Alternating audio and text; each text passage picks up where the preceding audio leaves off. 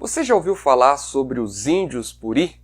Normalmente, quando nós pensamos sobre a história da nossa região, nos vem à memória o nome de grandes personagens. Infelizmente, nós nos esquecemos que a história é escrita também por personagens que, embora esquecidos, também são muito importantes. A exploração e o povoamento das regiões do Rio Muriaé e Carangola, onde se localiza a nossa cidade, teve início dentro de um processo que os historiadores chamam de interiorização. Resumidamente, esse é um período marcado pelo desbravamento das regiões centrais do país em busca de riquezas que pudessem encher os cofres portugueses.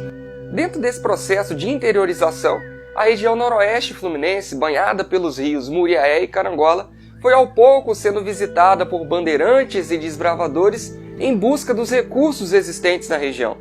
Porém, embora essas terras fossem visitadas apenas ocasionalmente por bandeirantes, aventureiros, fugitivos ou bandidos, essas não eram terras inabitadas. Aqui viviam os índios Puri, personagens de suma importância na nossa história, mas infelizmente esquecidos pela maioria das obras que falam sobre ela.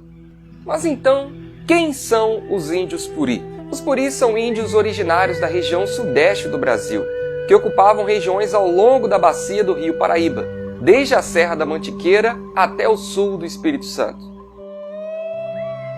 Com o avanço da colonização do homem branco, os Puris acabaram sendo expulsos de suas terras.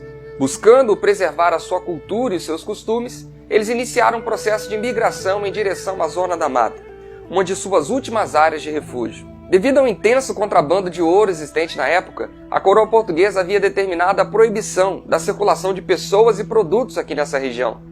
Tanto é que essas terras acabaram sendo conhecidas como áreas proibidas. Sendo assim, essa região se constituiu como um refúgio perfeito para os Puris que aqui se estabeleceram.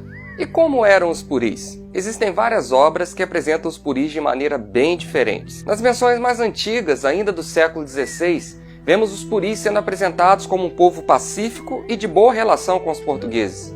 Entretanto, diante da intensificação do avanço do homem branco, e buscando preservar a sua liberdade e a sua cultura, os índios viram a necessidade de adquirirem uma personalidade mais hostil e isolacionista. Prova disso é que, diferente das menções do século XVI, obras que tratam sobre os índios no século XIX os apresentam como índios perigosos e de quem os portugueses tinham medo e caçadores evitavam encontrar em meio às matas. Buscando construir uma síntese descritiva, podemos dizer que os Puris eram musculosos, com cabelos longos, lisos e pretos e, principalmente, exímios flecheiros. Aliás, a habilidade com o arco é uma característica destacada por quase todos os autores que falam sobre esses índios. Só para você ter uma ideia, existe um relato de um viajante que diz que o cão que o acompanhava em meio às matas morreu aos seus pés, atingido por uma flecha de um índio Puri. Segundo o mesmo viajante, em meio às matas ele encontrou várias cruzes de negros escravizados mortos pelos índios. Os primeiros contatos entre os Puris da nossa região e o homem branco se deram através da comercialização da poaia, uma planta muito valiosa no século XVII devido às propriedades medicinais de suas raízes. Entre outubro e março, durante os períodos de chuva, as águas do rio Carangola subiam e os barcos cruzavam a região transportando mercadorias. Pouco a pouco, a região foi sendo cada vez mais visitada por aventureiros. Devido a isso, o contato entre os Puris e o homem branco também se intensificou. O comércio entre os índios e os colonizadores se dava através do escambo.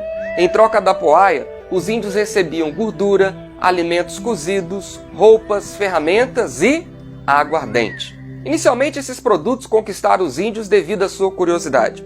Porém, com o passar do tempo, logo eles se tornaram dependentes desses produtos, sobretudo do álcool.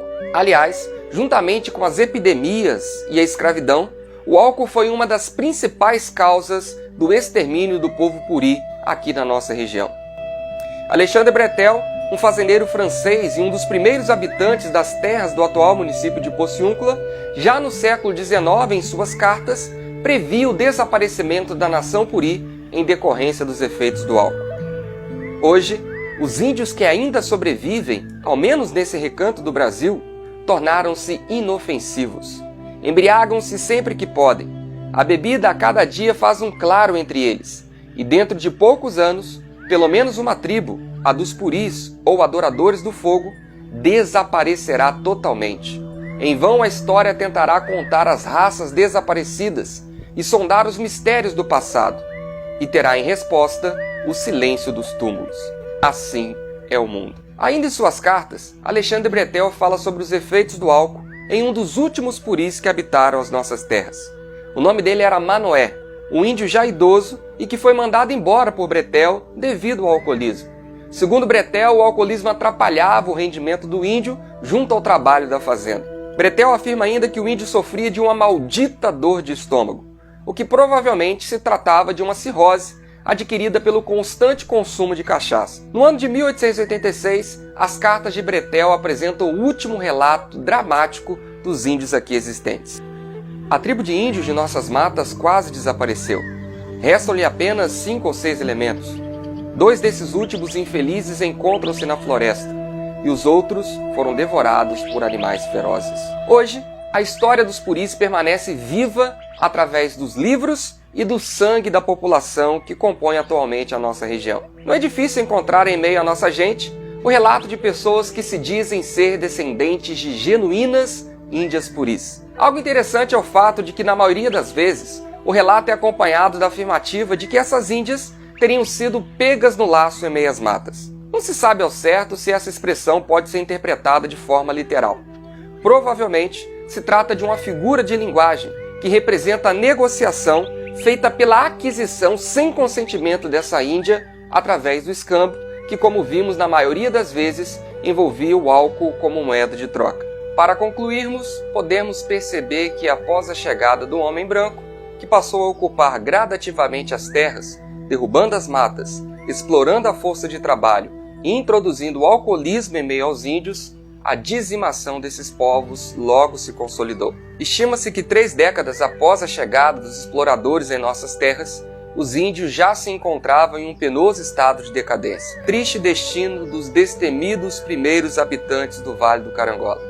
Em nome da ganância humana, disfarçada de progresso, terminam sua jornada nessas terras sem suas matas, assolados por epidemias e cada vez mais dependentes do álcool. Que sua história, diferente do que foi previsto por Alexandre Bretel, não desapareça e que seus túmulos, ao invés do silêncio, gritem para nós sobre o valor imensurável deste povo. Até mais.